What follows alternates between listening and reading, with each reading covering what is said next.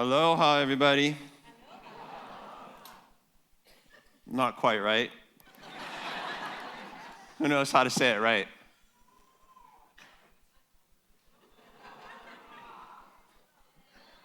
Islanders. Nice to be here with you all. It's cold. I just get that out of the way. But I do appreciate the sunshine. And my church sends their greetings, as always the case when Sony and I travel. They have been praying for you and sending their blessing along, and are very grateful for everything that you're doing here. And we have this sort of island tradition that when you meet somebody, you're getting to know somebody. It's a bit of a process, you know. You don't just say aloha, but you have to share a little bit. The phrase in Hawaiian Pidgin English is that you talk story. I don't know exactly what the UK equivalent would be in the mainland, in the States. You might say, well, you shoot the breeze, or you chew the fat, or something like. Everybody has a phrase like that, right? But you talk story. You literally have to exchange some stories. So it's my custom that when we travel and we go to conferences with the new crowd, that I talk story a little bit. I share some stories from my community to your communities, and then we feel like we know each other and we start getting along. So here are some recent stories from our church in Hawaii. The church is called Blue Water Mission.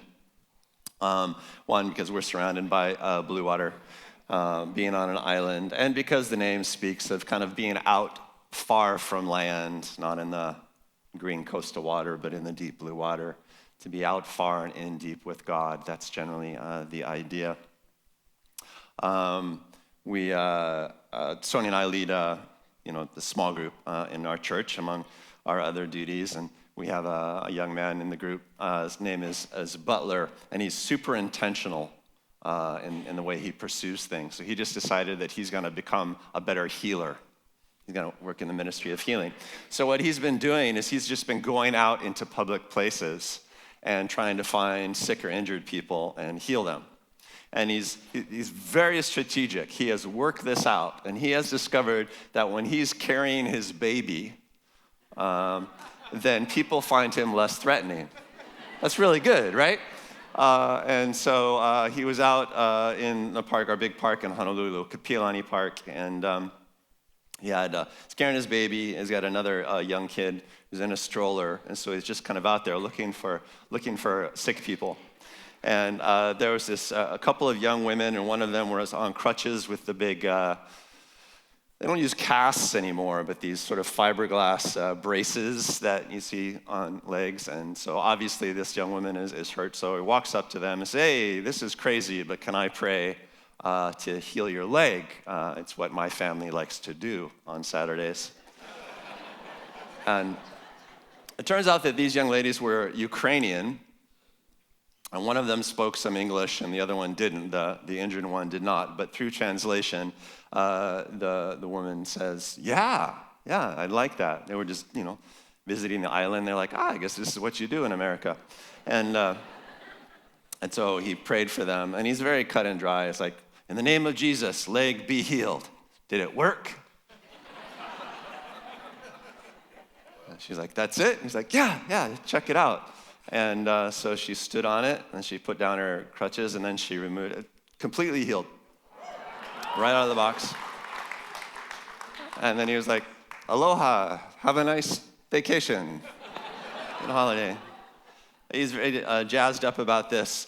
So the next time he's going to go to a department store, he goes to a Target. Do you have Targets here? No, but you get the idea. It's like the big all-purpose department store chain. And so he's lurking in Target, again, carrying his baby, going from aisle to aisle, and said, God, I'd really like to have a God encounter here. We'd had a really good small group the night before, I think, and he's very jazzed up. And comes around the corner and sees a woman, I believe she has a brace on her arm. Am I getting this right, honey? And it walks up to her and says, hey, this is crazy, but can I pray to heal your arm? I see that you're injured. And she says, well, yeah, I guess so. I don't really believe in that stuff. A long time ago, I used to go to church, give some a 10-second spiritual biography. And then so he prays and said, try it out. And she says, oh, it's different. Let me pray again. In the name of Jesus, be healed. Now try it out. So her arm is great. And she's like, that's amazing. And then she just unloads on him. And she says, well, the reason actually I kind of turned my back on God and have been out of church is because I was raped. Just goes there in the aisle in the Target. And, that just makes it really hard in life, And a very frank conversation with him there in the women's section. And I said, well, can I pray for that, he says, because, of course, now he's going. And so lays a hand on her shoulder and said, well, God, there are all sorts of injuries that we have in life. Would you just come and heal my new friend? And she says, what's happening? And the Spirit just falls on her. She says, I feel something coming up. And out of all she had actually been kind of injured in the process and traumatized in her, female parts. And she says, something's coming out of me. She just gets delivered there in the aisle of Target. Now, they have this sort of ongoing conversation and relationship. So that's that story. That's Butler. We have, yeah, he's a good kid. I like him a lot. He's really good. He's going gangbusters. We do a lot of anti-human trafficking ministry in our church, sort of the justice ministry stuff, and we have these community homes in which Christians are just they live together in a big house, and then they just have all these empty rooms. They'll take people off the street. We have we help spring women and girls from sex trafficking in the islands. It's quite prevalent in the islands, unfortunately. And so when they get out, getting them out is the easy part, but then where are they going to go and how are they going to get healed up and stuff? That's actually the hard part.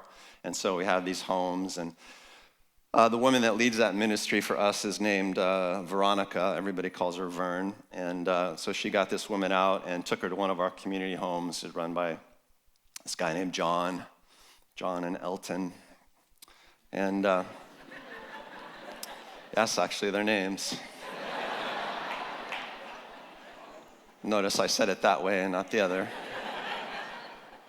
And they're having their small group that night, and the woman who's just gotten out of the trade, she's too nervous to go to a proper Bible study, so she goes upstairs and retreats into this room where she's sleeping. And then it comes time for the prayer ministry portion of the small group, So they talk her into coming downstairs, and she gets in the circle, and they start praying for her. And then, we have a listening church, sort of a prophetic church, so everybody just quite innocently starts prophesying to the new girl, because she's sitting there. You always want to prophesy to the newbies. That's our rule. And so they just start going off, not knowing why she's in the house, because there's always somebody new in that house. And then afterwards, she doesn't say a word, just sort of wide-eyed, and she runs back upstairs, never says a word. Comes back down later after most people have left and talked to John and Vern and Elton, and said, how did those people know everything about me?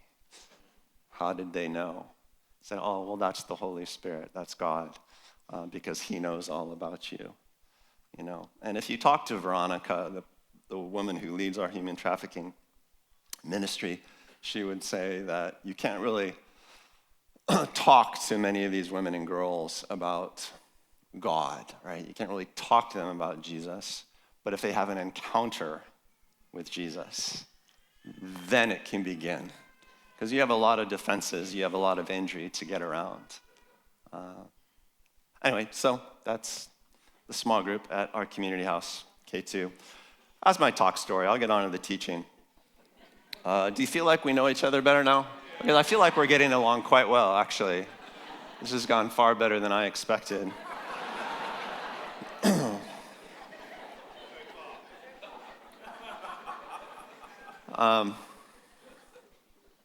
I want to talk today about building a culture of try in your churches. I don't know how it's been for you, but my church, Blue Water Mission, just had a devastating time during the COVID shutdowns. We were just completely devastated by it. Hawaii was quite shut down. Everything closed down. It was very rigid. Our government really took a lot of control and shut down the islands. And you can imagine what that does to a place whose economy is based on tourism. Devastating. We lost doing the math now as the smoke has cleared, about 70% of our church.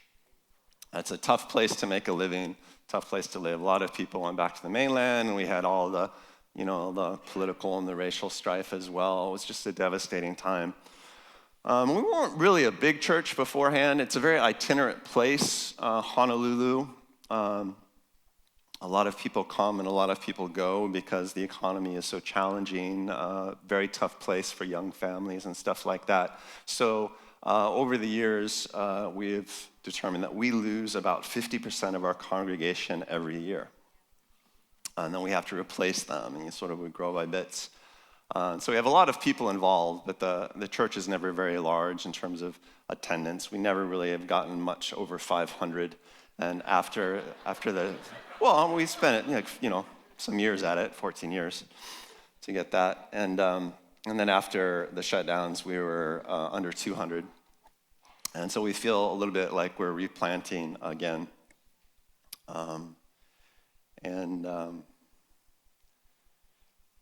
So when I talk about the culture of try, I do it knowing that a lot of us are in that place where we are trying again. I talked a couple years ago remotely about the life of try. Did you guys watch that? Because you can see it online. I checked it out recently. I'm good. I'm really good. Really good.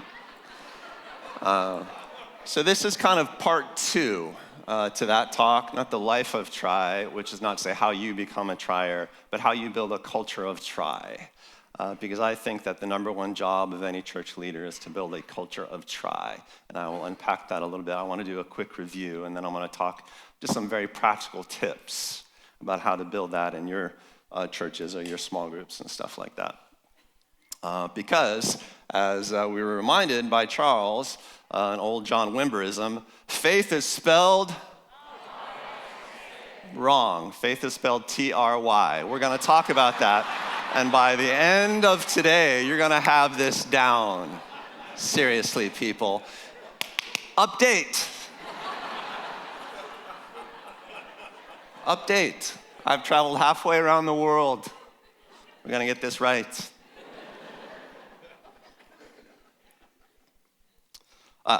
So I had this dream yesterday. Sony and I arrived about 10 a.m. My transit was 28 hours. And so they let us into our hotel room early, very lovely, and I took a 3-hour nap. And during that 3-hour nap, I had a dream. And in the dream, I was out in the lobby of the hotel where we're staying. It's 10 minutes away here. And there's a crowd of people from the UK I didn't know. And I was talking to them about what we should do at the conference. So pretty literal dream, right? And we tried some jokes and some themes in the dream. And then somebody brought out some kitchen appliances in the dream. Said, well, let's test these. So, that's how British people roll. Only we did not test them in a conventional way. Somebody gave me a blender, a mixer. What do you call them here? Like blender? And so I took it and I set it on the table, and then I knocked it off the table to see if it would break. That's how we tested the appliances. And then I woke up from that dream. Actually, my wife woke me up. And here's what I understood for it. I want to be insanely practical with you in the time that we're together. Not just to discuss tools and tips that work, right? But to discuss things that will last. right? Because when you take something out into the field, when you really try to put it into practice when you're out there doing ministry, you need to know more about it than does it go whir when you plug it in, right? You need to know, is it really going to last for me? Is it really going to work in the real world? And so I just want to share that so that you understand the spirit in which we're moving. The thing that gets me out of bed in the morning is this thing called the kingdom of heaven. Have you heard of it? It was kind of a thesis statement from Jesus when he showed up in the world. He said, the kingdom of heaven is at hand. That's how he started his public ministry. Nobody had heard that phrase before. And it was sort of the phrase on which the Vineyard movement was built, right? That word kingdom, today it sounds like a political word, but what it really is it's a word about control. Dominion might be a more literal translation of the Greek term that they used. I like the word order. The kingdom of heaven on earth, the order of heaven on earth. And this is how I like to think about it. In heaven, are there any sick people? No, that would be terribly out of order, right? So those of us who carry the kingdom of heaven on earth, the order of heaven on earth, when we encounter sick people, we restore order, right? We bring order to that chaos. And that is our privilege when we manifest the order of heaven on earth. And in heaven, are there any demonized people? No, of course, that would be terribly out of order in heaven. So those of us who manifest the order of heaven on earth, we cause the demons to flee. In heaven, is there any injustice, depravity? Do people do without? Is there poverty in heaven? No, that would be ridiculously out of order in heaven. So those of us who manifest the order of heaven on earth, we bring provision, we bring justice wherever we go. Again, even if we have to do it supernaturally and miraculously, as Jesus did with the miracle of the loaves and the fishes. In heaven, does anybody not know the character and love of God? No, of course not. That would be out of order in heaven. So those of us who spread the order of heaven on earth demonstrate the love and character of God and put people into living relationship with the supernatural presence of God in the here and now. That's what the order of heaven is. And what we need to know, and I think what Vineyard people understand so incredibly well, is that God partners with us to get things done in the world, that we are the bringers of heavenly order to the earth. And that's really what Jesus modeled. I always thought that if God wanted to evangelize the earth, the best way for him to do it would be to appear in the sky and say, yo, here I am, deal with it. And that would work particularly well. But he tried that in Eden, where he walked with humanity, obviously, and it actually didn't go all that well, did it? Because we believed he existed, but we did not trust in his character. We did not trust that he was good for us. We believed, but we did not trust, and that is a very important distinction. And so God inverted things. He made it harder for us to believe in his existence, and he made us trust first. Now we have to trust in him just to believe that he's there, and we have the Bible to tell us that whole dramatic story. But we know that, right? We know in the Vineyard that the kingdom of heaven is a partnership. We don't expect God to show up in the sky. That would be cool. But rather, we know that we are to go and preach, right? To restore order in the ways that we've mentioned, to heal and to deliver, and to provide, to bring justice. We do that, right? I think probably at the end of the session, I would like to try to heal some people. So let me just ask you now, if you get healed today, who has healed you? Me or God? Wrong. Me. Me. Where does the power come from? But who's the healer? Because God partners with us to get things done, right? Who's teaching today? Me or God? Sadly, me. Where does the truth, where does the wisdom, where does that power come from? God. You get it? Right? So we are the ministers, right? Who are the ministers of the church? All right, we know that one. So in that sense, to walk in faith, to walk in the kingdom of God with faith means trying. You try things.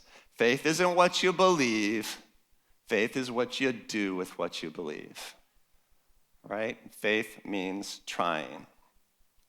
Faith might mean risk, but to take a risk, you have to try something first. So there.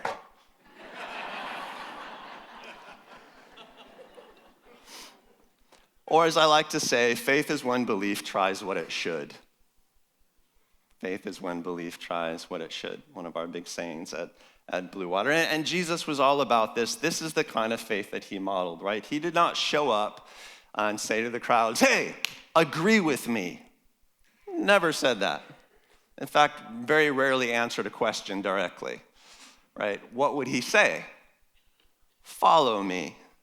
Come on, let's do some stuff together, right? Do what I do, right? In the Vineyard, we say it's an all play, right? That to live the kingdom life means that you try kingdom stuff. And we've all probably learned that now.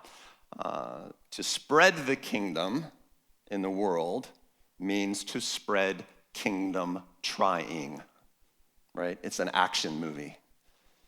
And so we try to gather people into the kingdom by making triers of them, essentially. Jesus ends his most famous teaching, the Sermon on the Mount, with a point on this. He's talking about the wise and foolish builders, and we all know this parable by heart, I'm sure. He says that there's this foolish guy who built his house on sand, right? He sets it up by saying, those who hear these commands of mine and do not put them into practice is like some fool who builds a house on sand, and as soon as there's pressure, it's going to fall apart. Those who hear these commands of mine, take them and put them into practice, well, that's like a guy who builds on rock. That house is going to stand forever, going to be fruitful. He tells us that the difference between a wise person and a fool is simply in the trying, right? Because they both knew the commands. They both had the knowledge. Only one of them put them into practice. So there's the believing part and there's the trying part. And what I want to talk about today, what I often talk about is the difference, right? There's a difference between being a believer and being a trier in life. Trying is the thing that crosses the gap between inaction and action. I love it when Charles was talking about diligence. You know, the antidote to sloth is diligence. I wonder if you could say the antidote to sloth is try. I hope you can, because I'm thinking my people can't spell diligence. So I'm just like, maybe I substitute might work out. But trying is that little thing that moves you from inaction to action. And that is the thing that we want to get better at than anything else in life. That's the thing that you want to spread. That takes a lot of faith, that defines faith, in my opinion. Trying is the first part of all doing. Trying uses different muscles than believing does, right? The demons believe all the right things, but they don't trust in it, right? They don't act on it the same way that we do. We don't want to be foolish. We want to be wise. And we want to not just make believers, we want to make triers. We don't want to build communities of belief. Really, we want to create communities of trying. And I'll say this too for all the evangelists in the crowd. The world does not care what you believe, but the world is starving for faith. There is a difference. Very often when we try to spread faith, what we do is we try to spread our beliefs. No, spread your confidence. Spread your spirit. Spread your your power, right? Show faith. And then the world becomes quite interested in what you believe, why you have the faith that you do. But that's a different sermon. Where there's a problem in your kingdom life, it's likely that you cannot solve it with better believing. But it's quite likely you can solve it with better trying. Right? You can't just believe harder. And doing things that help you believe harder, they can be helpful, but they don't go the full distance, right? You can't just worship a little better, pray a little better, study a little better. Somewhere along the line, you just have to try something, right? And that's harder than just believing better. I think a lot about the difference between believers and triers. I try to make believers, but I try to turn them into triers. Sometimes I try to make believers by getting people to try first. Have you ever done this? You know, we had a young woman who came to our church recently. She showed up at Christmas Eve service. I think that was her first time somebody invited her to celebrate Christmas with us. And she came out of sort of a spiritual but worldly background, you know, yoga and stuff like that. So a spiritual person, but not a Christian.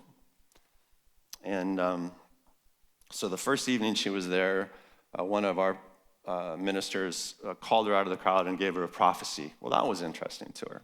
So she came back. And the first Sunday she was there, we were praying for sick people on our ministry team after the service, and one of our prayer ministers grabbed her and said, "You come heal this lady." And so she did. First time up to the plate, baseball analogy. I don't know what it is in cricket. You know, this non-Christian gal heals somebody. Well, now she's in, right? Now she's like, okay, tell me about this. So she eventually approached me and had a conversation like, this has changed my life. I love this place. I love Jesus. Can I talk to you so that you can help me understand what it is I have to believe? That's a good conversation, actually. You get people trying, and then eventually they figure out what to believe. Didn't Jesus do that a lot? Follow me. Come on, let's do something together, you know? And very rarely did he explain what to believe, and he didn't make it easy when he did, right? He kind of focused on the trying part. Anyway, so there's the life of try. I talked about this last time. How do you become a better trier in your own life? And we went over some tips like, about how to be a great trier. Number one, you got to know how to fail, right? It's one of the first lessons that Jesus taught his disciples when he sent them out without him. Sent them out like in Mark 6 or Matthew 10, Luke 10. He said, go preach the kingdom. The kingdom of heaven is near. Heal the sick, raise the dead, cleanse the lepers, cause the blind to see. Freely receive, freely give. You don't get to take any money with you. Don't get to take any extra clothes. When you go to a village, find somebody to stay with for a while. And if they do not accept you, leave immediately and shake the dust off your feet as you go. That was a lesson in how to fail, right? In other words, don't get stuck in failure. If it doesn't work, move on. Such a practical tip. And it just always impresses me that Jesus would give his disciples that instruction right out of the block. You got to know how to fail, right? Because failure is not the problem. You know what the problem is? Failure to try is the problem. And I think I love the parable of the talents because I think it illustrates that so well. The problem was that the guy didn't try. He didn't do anything with his talent. So you got to know how to fail. You have to have a certain attitude. Trying has an attitude. I think faith is an attitude. It's basically an approach. Faith isn't a set of beliefs. It's the approach with which you live. Approach of confidence. It's whether you take risks. It's whether you try and the beliefs on which that rests, for sure. But faith is an attitude, and you want to drip with attitude. The attitude of try, I talked about before, is something like contempt for failure. Just doesn't even count. So that's a great attitude to cultivate. Trying is always in the midst of other stuff. There's never the right time. There's never enough time, right? Trying happens in the midst of everything else all the time. There are tons of Jesus teachings about delay, never put off till tomorrow what you can do today. Today has enough evil of its own, Scripture tells us, right, to work now. The weapons of chaos are vagueness, delay, and distraction. We talked about that a little bit. Delay is such a big thing in our life. Satan never tells you not to do it. Satan only ever says, do it tomorrow. That works, right? You never quit. You just don't quite follow through. And you could spend your whole life in that space, a space of sloth. Charles talked about that so well, I think. Try as a routine, You will accomplish in life whatever you do routinely. Period. Virtues are nothing but a good habit for you Aristotelian philosophers. Anyway, those were some tips on the life of Try. So I want to move on from that today and talk about building a culture of Try, because this is a conference for leaders. How do you build a culture of Try? We'll spend the next 20 minutes on that. In your church or your small group. And I just want to make clear that culture is the best coach that you have going for you. And I said earlier that I think the number one job of any leader in a church is to build a culture of Try. You want a place, you want a space, you want a time, you want a culture in which trying is the norm. That's the most important thing for you to do. And I think Jesus had a whole culture of Try around him. I think when you got into his entourage, you were just caught up in it. And that's what culture does for you. Culture comes at you from all directions. Culture is not just rules, it's more like norms. It's about shared expectations, it's popular sayings, it's style, And the culture of Try has a style to it. I love it when people walk into Blue Water and they just know it's an active place, right? There are no bystanders. And people get caught up into things before they even understand them. They find themselves trying kingdom things before they even know what to believe yet. Culture. That's what I mean when I mean culture. And that's a great goal for you in your churches, whether you're in a sustaining moment or a rebuilding moment. It's an excellent goal for you in your small group, because that's where all the great discipleship takes place, isn't it? In small groups. So culture of Try, it sweeps you up. It needs no explanation. It's caught, not taught a lot of the time.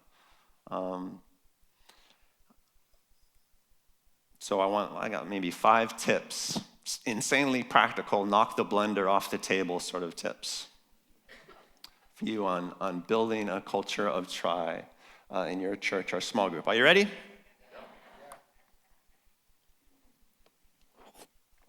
These ain't fancy, but they work.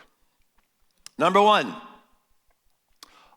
cultures are largely defined by what they celebrate. So I encourage you, above all else, to celebrate trying. Celebrate trying. Notice I did not say celebrate succeeding. That's different. You celebrate trying. So, I may have shared this in my talk a couple years ago, but at my church, we give trophies at our leaders' banquet every year.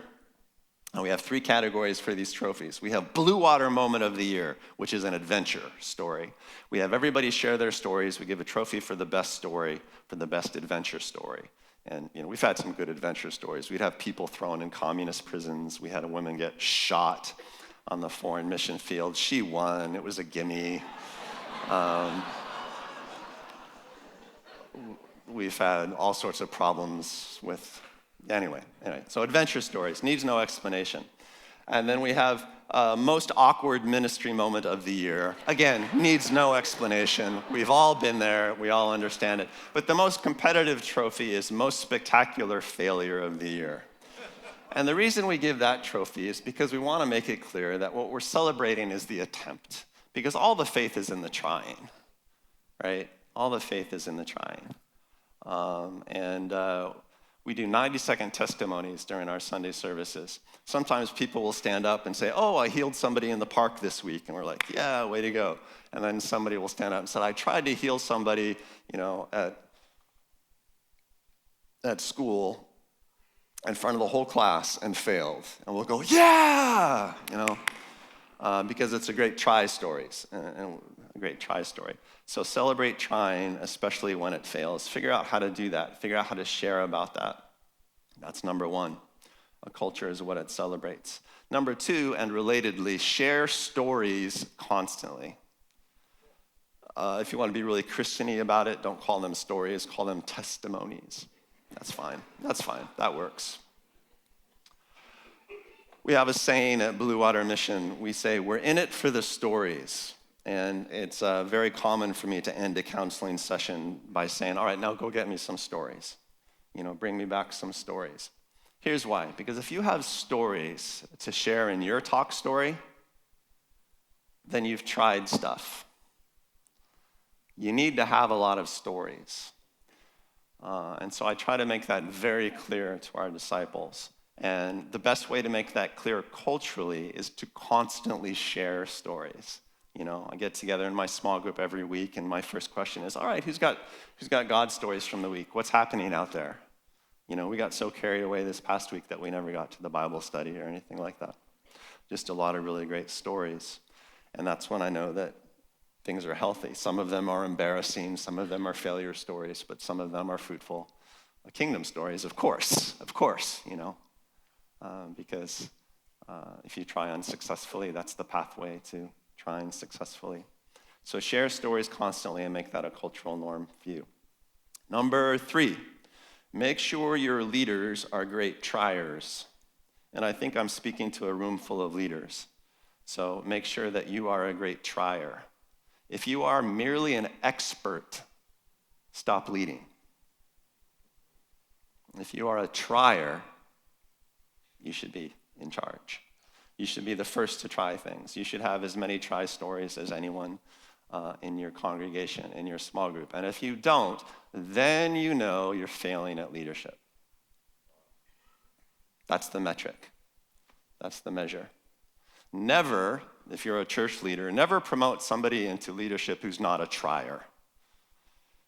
Because if somebody is leading who's not a great trier, that person will, without exception, stifle trying in others. Because leadership is the lid, right? Leadership is the model.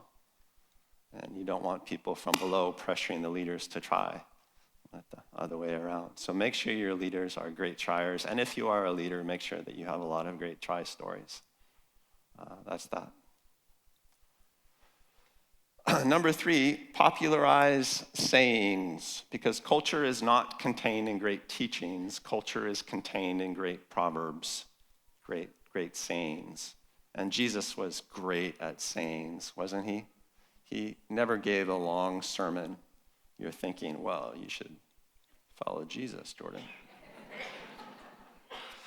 I think you could probably tell the entire gospel with nothing but a list of one-liners from Jesus.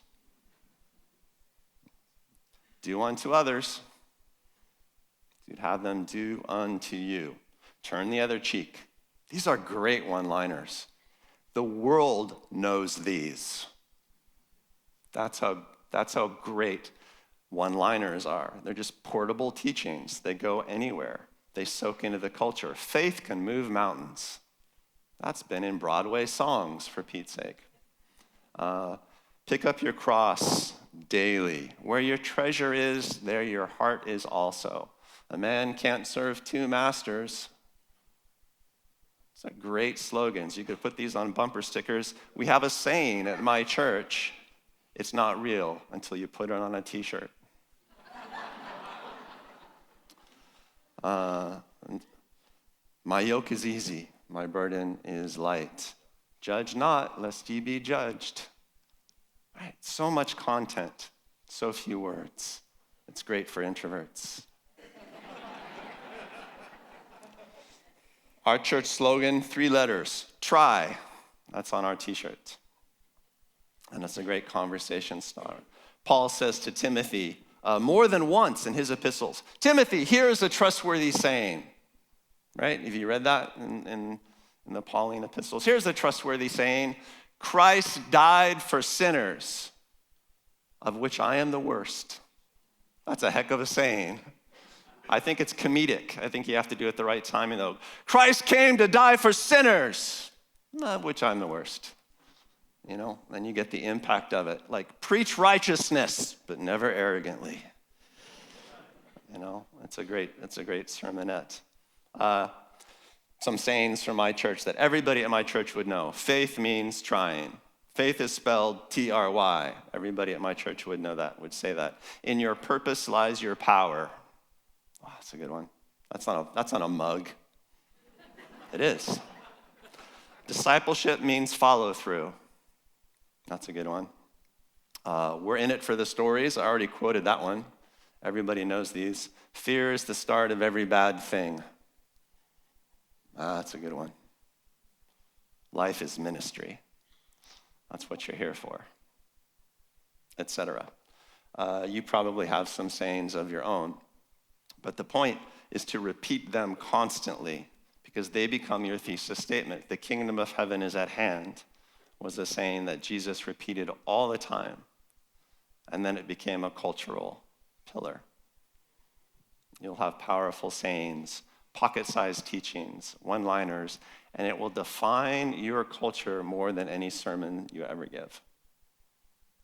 So know what you're saying. Relatedly, teach questions. Sayings are wisdom carriers, but questions are conversation starters. Jesus asked over 300 questions in the Gospels. By my count, he answered 2. Typically, you know what happened when you asked Jesus a question. He'd respond with a question, right? Because he wanted to converse. Like, he didn't want to just give you an essay. He wanted to get you moving. And so questions were usually a way for him to do that. In my church, I teach and I drill 5 discipleship questions. And I stop in the middle of sermons and I'll quiz the whole congregation on these sometimes. 5 discipleship questions.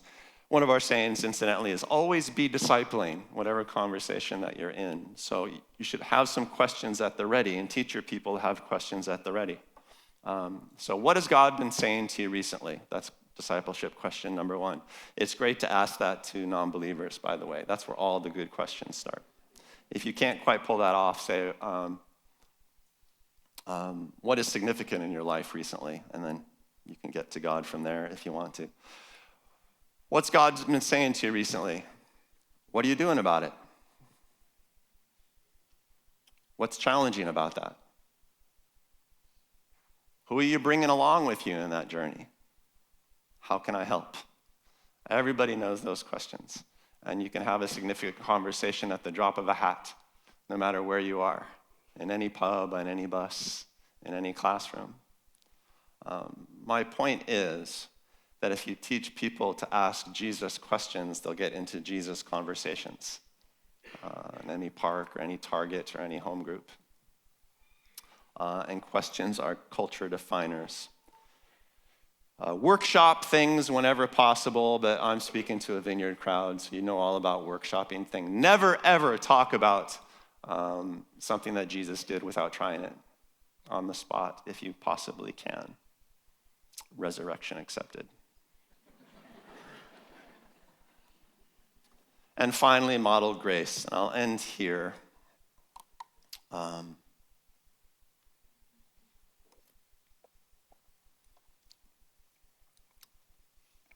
Because grace, of course, is the thing that makes faith possible. And grace is the thing that makes trying possible. Grace is the thing that takes the fear out of failure and risk. You know what grace is? Grace is having a very clear standard and a lot of generosity in how you apply it. You have to have both, right? Grace isn't just the generosity part, right? It's the clear standard plus the generosity together. So grace is always in tension. Grace is the hardest thing for the world to understand. You find it nowhere in the world except the church, pretty much.